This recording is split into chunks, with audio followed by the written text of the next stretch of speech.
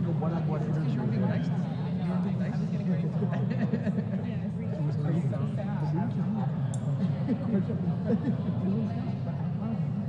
Me too. You should start engaging with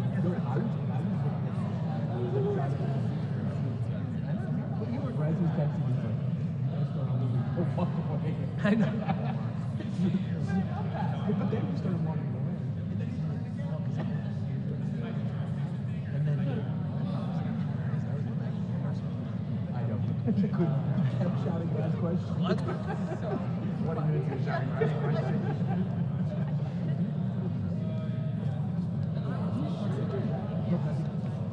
Oh, right.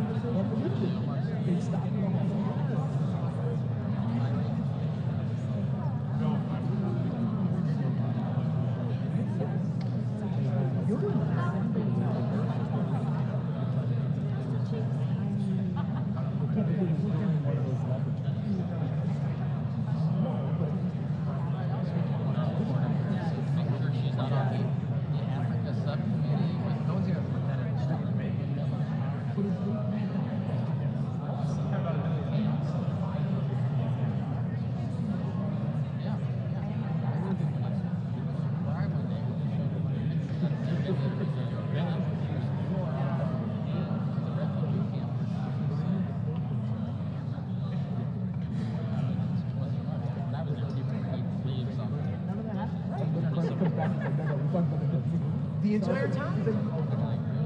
Somebody has to say now the yeah, exactly. Yeah.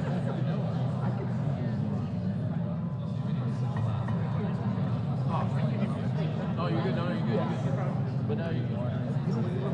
I'm not.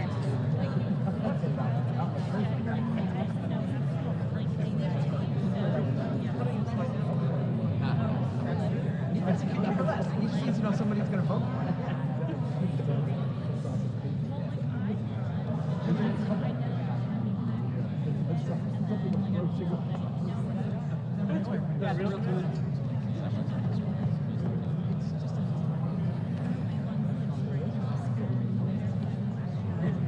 Yes, I know. Yes. All these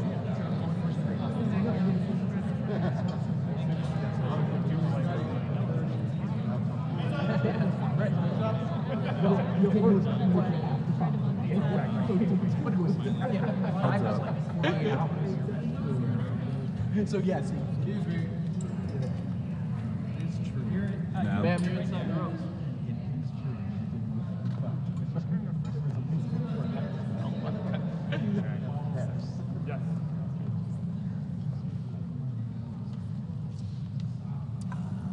Thank you all for coming. Good to see you. I don't know if you've heard, but we've got the youngest governor in America, Sarah Huckabee Sanders, and the first woman governor in Arkansas, and the very first father-daughter ever to be governor of a state is going to give our State of the Union response.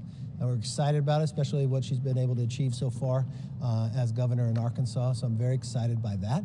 We'll also have Juan Ciscomani giving a response in Spanish as well. As many of you know, Juan's story, immigrating to America at age 11. His father drove the bus in Tucson, Arizona. Just a real true American story as well. Yesterday I had a meeting with the president. I got to see the president again this morning. I was that he said it was a good meeting as well to me. No predetermined ideas, but we're going to meet again about the debt ceiling and ways that we can find ways for savings and put ourselves on a path to balance. I think that's very important. If you look any of the latest polls, 74% of Americans believe there has to be some savings in what we're spending. We're at 120% of GDP, meaning our debt is larger than our economy. It's one of the greatest threats we have to this nation. And when I look at it, if you look at just the last 12 years in Congress, Republicans controlled 8 years of that and Democrats controlled 4. In the last 4 years that the Democrats controlled, they increased discretionary spending by 30%, more than $400 billion. Now, we had controlled it for twice as long. Discretionary spending during those 8 years didn't go up $1. They actually went down $10 billion. So I know we can find savings and get our economy stronger. After, when Republicans were in the majority, we were able to pass that tax package. Revenue into the government has never been higher. It's the highest revenue we've ever seen in. So it's not a revenue problem, it's a spending problem. So we'll continue to work on that. A couple interesting things happen on the floor right now.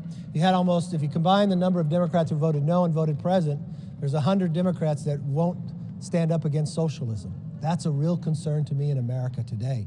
It's not just, that wasn't a college vote on a college campus. That was a vote in the U.S. Congress that 100 Democrats couldn't say socialism was wrong.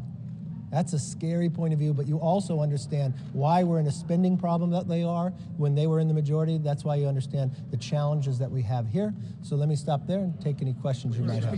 Yes, sir. When the White House said that the president's open to talking about the debt ceiling and a separate discussion about ways to control spending, I mean, what do you think about when you hear that they kind of want to separate those two, is what they say? Whichever way they want to talk about it, I'm very clear. We will not pass a clean debt ceiling here without some form of spending reform.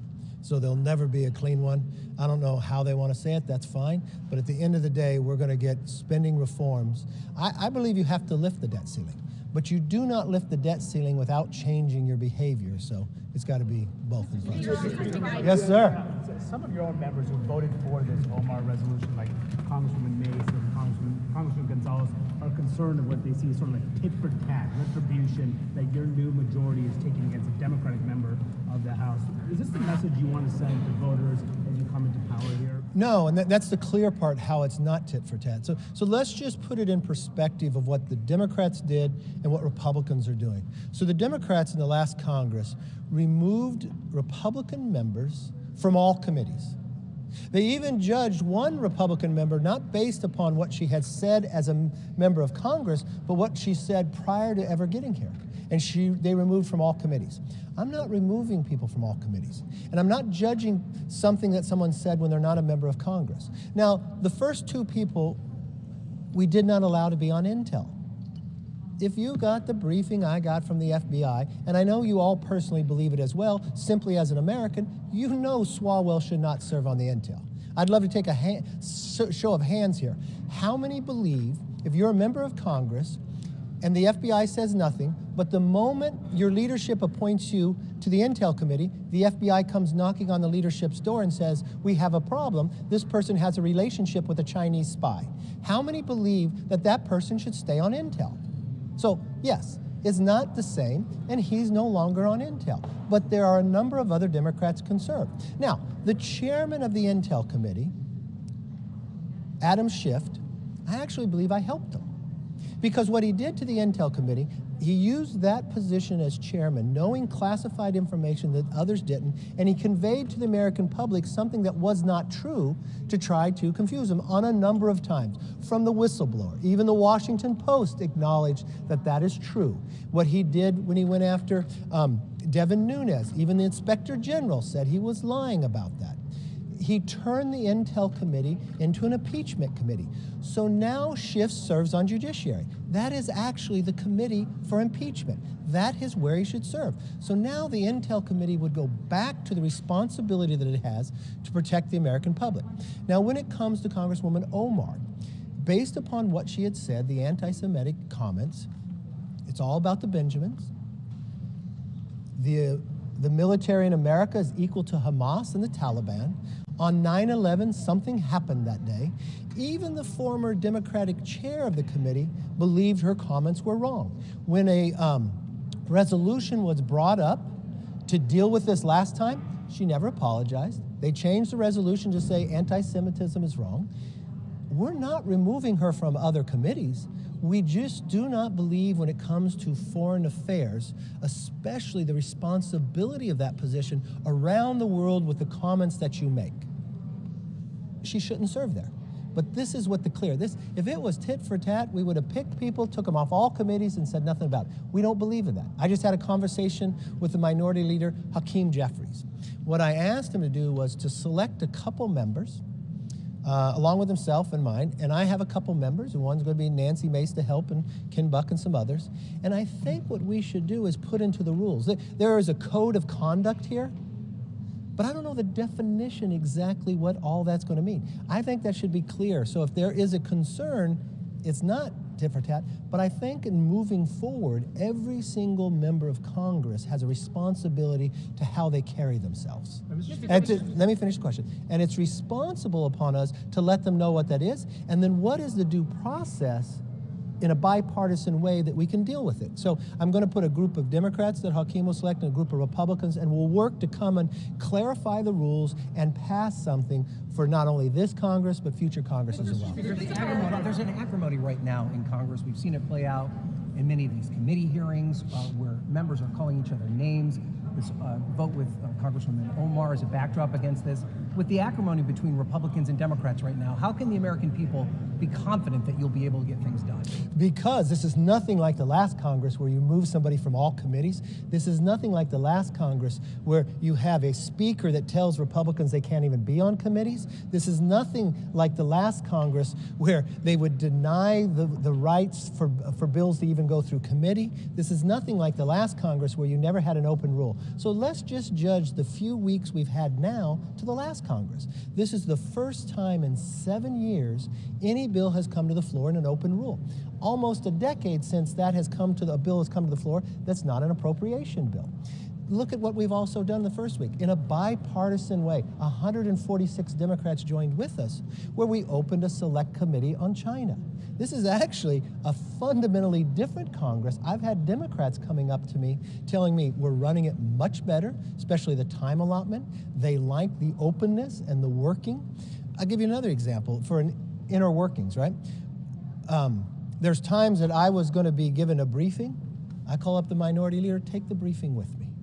Because there's ways that I look at the way we were treated in the past I don't think was right. And I'm glad you asked this question because this is a much different Congress, much more. Now the public can actually be here. You can be here, how different is that? The public is going to be back in the People's House. We're going to have a State of the Union where the public can actually watch it. So yeah, I'm really excited how this is so different than the last Congress. Just to follow up on Jeffries. I'm really picking one side. Yeah, that's all. Let me come back to you. Go ahead. Yeah, that's unfair. I was really going. On Hunter Biden Yes. and his calls for a federal investigation now into the dissemination of the laptop, how is that going to impact your own investigations into him?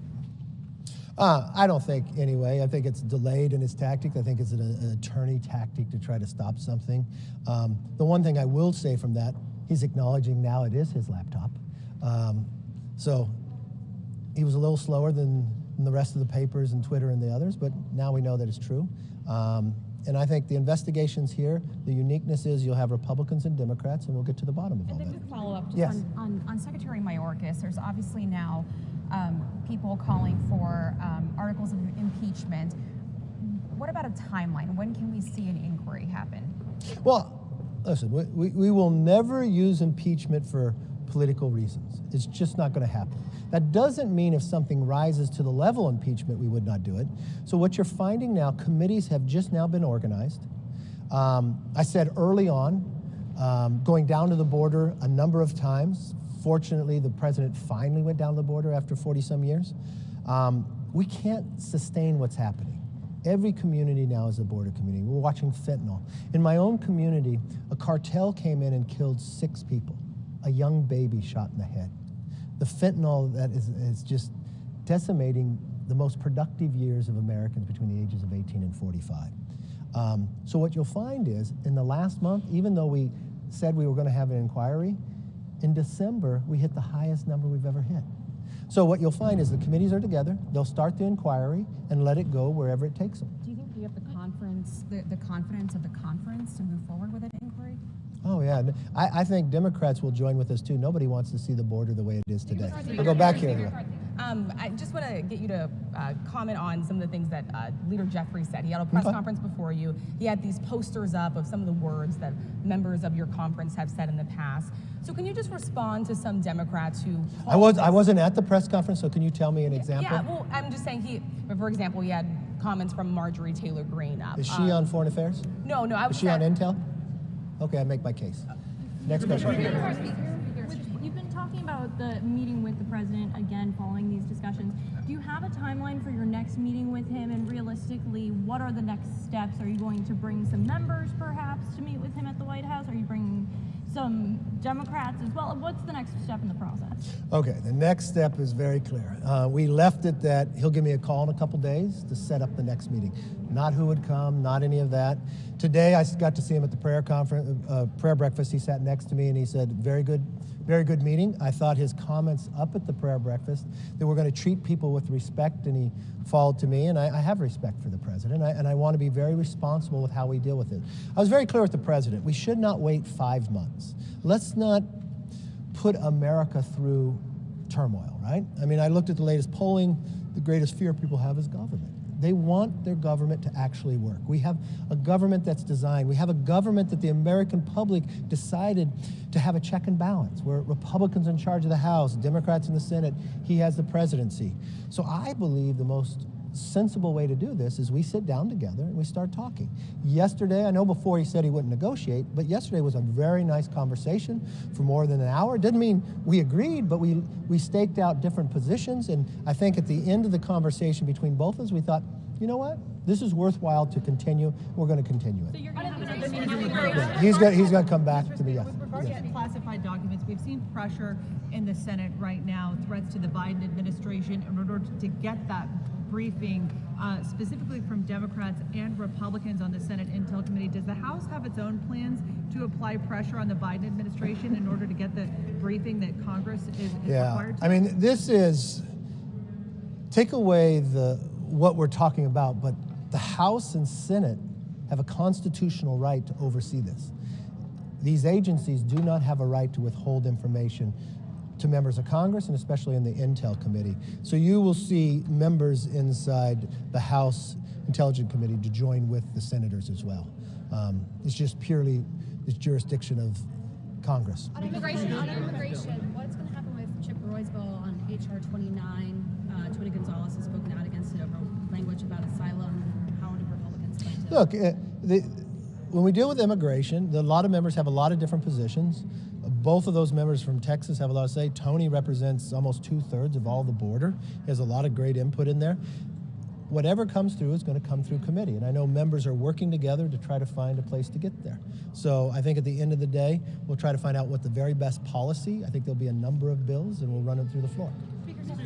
Yes. When will Republicans actually put pen to paper on a spending cuts plan? And give them to you? And give them to the president?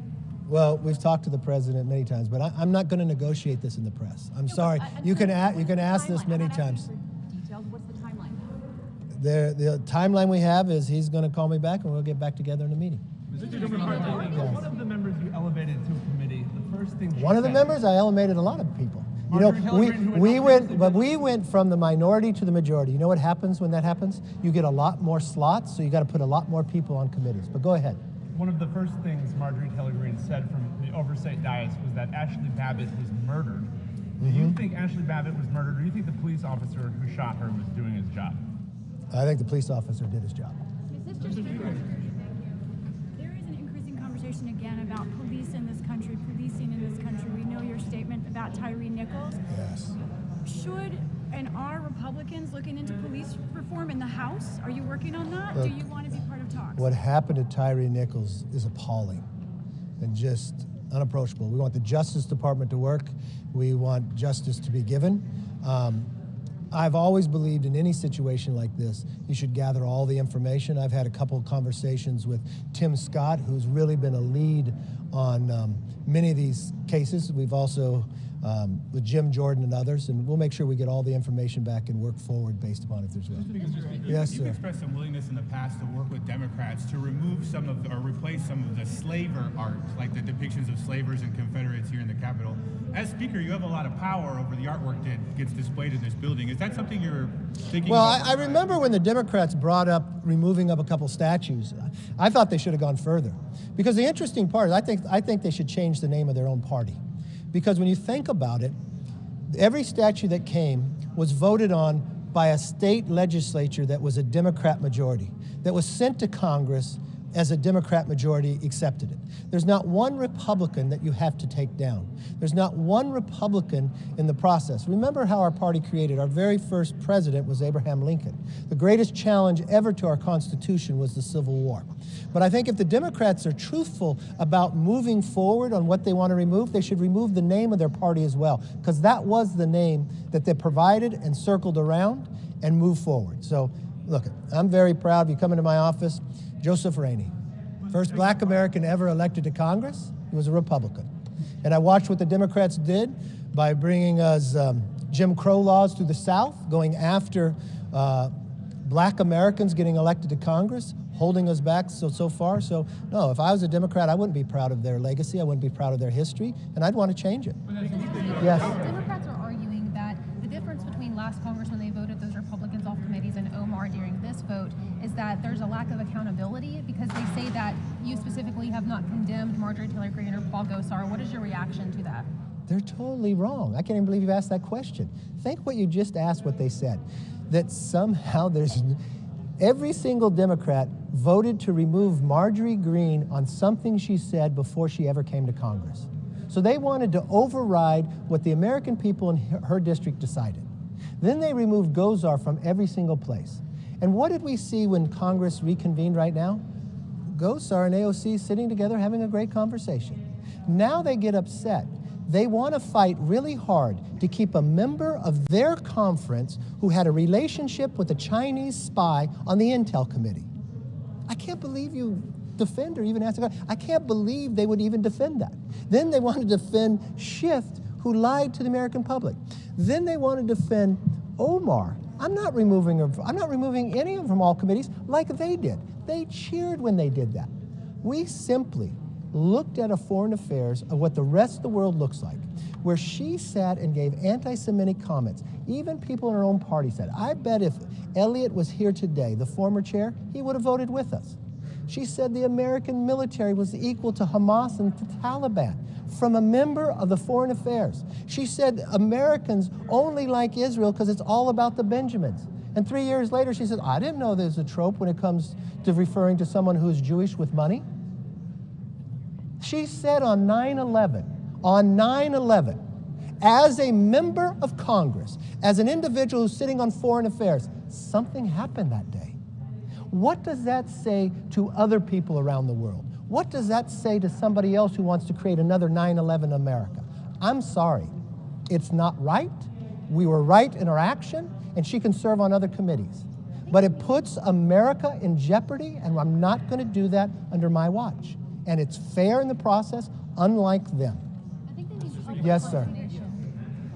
Last month, the State Department spokesman Ned Price was asked about a possible visit to Taiwan. I don't have anything scheduled right now. No, that's not my question. And so, in response, he pointed to Speaker Pelosi's visit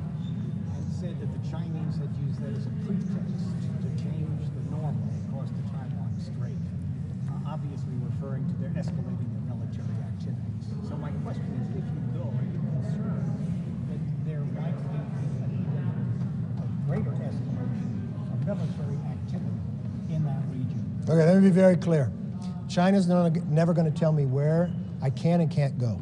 But I have nothing scheduled right now to go to Taiwan. Last question. Yes, sir. Sir, a group of your colleagues took to the floor. They had a special order on DirecTV's deplatforming of Newsmax. And I wanted to ask you, sir, if the House would contemplate hearings on that. You know, I had discussions with a couple members now, because it's very concerning to me now. Newsmax isn't the first one, OAN as well.